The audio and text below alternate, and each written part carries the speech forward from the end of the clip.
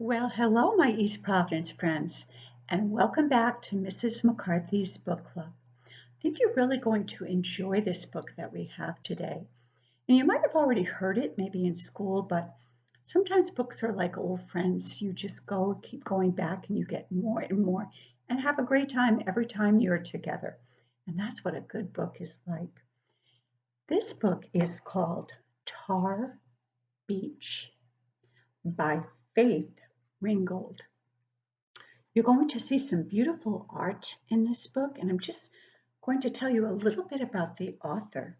She is a painter, an artist. She likes to paint pictures. She also likes quilts. She likes to make quilts. And then she decided that she liked telling stories. So you can see all of those elements, the art and the quilts and the storytelling in this book, which I think is so interesting. And a lot of people really like this book. You can see that this book is a Caldecott Honor book. So that means that a lot of people really like this book. I can almost, on the cover, I could see some elements of quilt. And even here, you see the children are sleeping on the quilt. Here we go. This is called Tar Beach. What do you notice about her at the top of this? What's happening? Yeah, she looks like she's flying. Let's see what happens with that.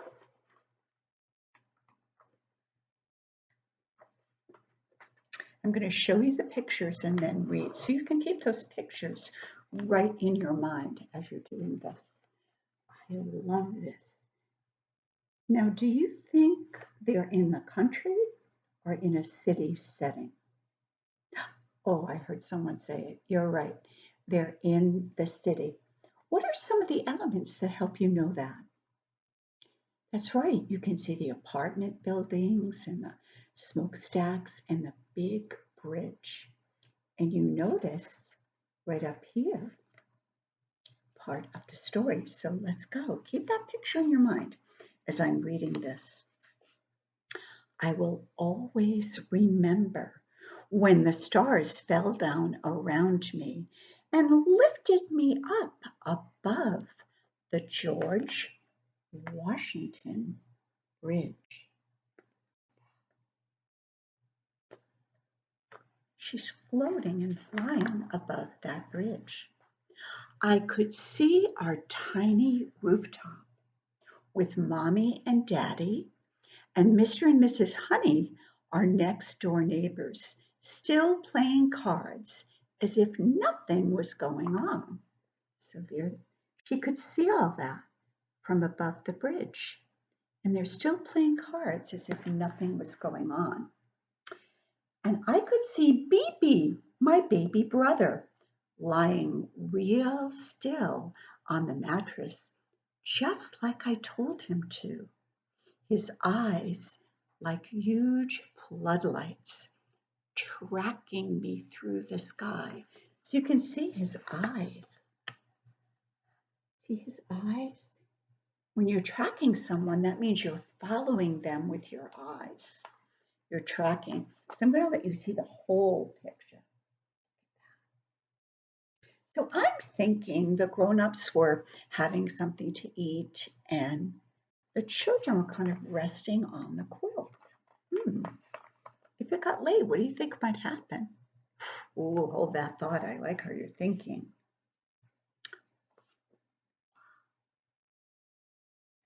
Listen to these words. Sleeping on Tar Beach was magical. Lying on the roof in the night with stars and skyscraper buildings all around me made me feel rich. I owned all that I could see. The bridge was my most prized possession.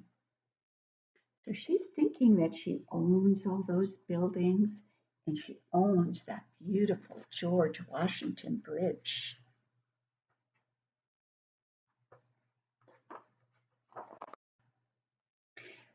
Daddy said that the George Washington Bridge is the longest and most beautiful bridge in the world, and that it opened in 1931 on the very day I was born.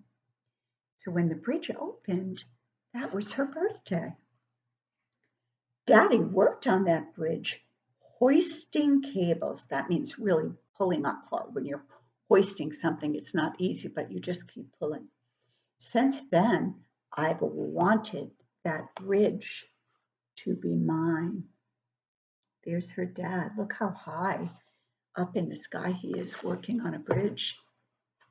Construction people who work on bridges really work up very high. And look at, he must be a good balancer. Now I have claimed it. All I had to do was fly over it for it to be mine forever. I can wear it like a giant diamond necklace, or just fly above it and marvel at its sparkling beauty. I can fly, yes, fly. Me, Cassie Louise Lightfoot, only 8 years old and in the 3rd grade, and I can fly. That means I am free to go wherever I want for the rest of my life. Can you imagine if we could just go up and fly? Wouldn't that be great? A wonderful sense of freedom.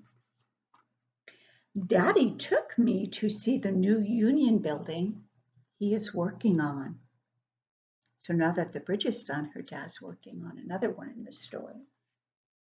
He can walk on steel girders high up in the sky and not fall. They call him the cat. That's his nickname because he's such a good balancer. You know how cats can jump and balance really well? But look at this. But still he can't join the union because Grandpa wasn't a member. Well, she's going to fix that. She's thinking, well, Daddy is going to own that building because I'm going to fly over it and give it to him. Then it won't matter that he's not in their old union or whether he's colored or a half-breed Indian like they say.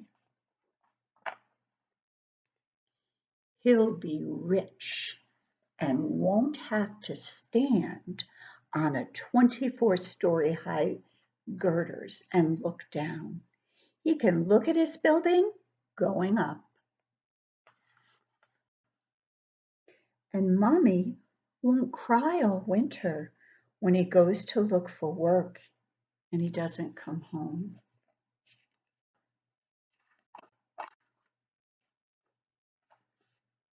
And Mommy can laugh and sleep late like Mrs. Honey.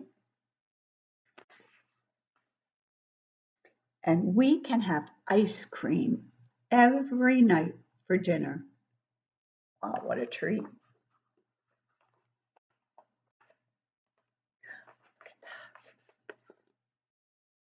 Here she is flying over that. Next, I'm going to fly over the ice cream factory just to make sure we do. She's thinking, well, if I own the ice cream factory, we can have it every night.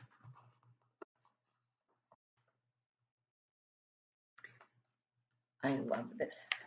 Tonight, we're going up to Tar Beach. Do you think that's really a beach? What do you think it is? That's right. It's up on the roof of their building. Do you know what tar is? Tar is what you put down on the roads, and tar paper is a little thinner version of that, and you put that on flat roofs sometimes to keep the rain out, to keep the roof from leaking. So when you go up there, it's got that Rose. Tonight we're going up to Tar Beach. Mommy is roasting peanuts and frying chicken, and Daddy will bring home a watermelon, and Mrs. Honey will bring the beer and their old green card table. And then the stars will fall around me, and I will fly to the Union Building.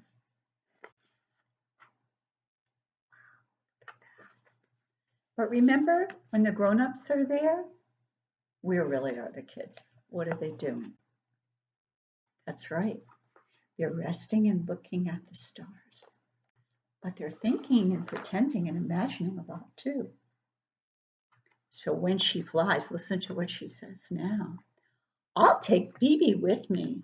He has threatened to tell Mommy and Daddy if I leave him behind. I have told him it's very easy. Anyone can fly. All you need is somewhere to go that you can't get to any other way. The next thing you know, you're flying among the stars. Wouldn't that be fabulous if you could do that?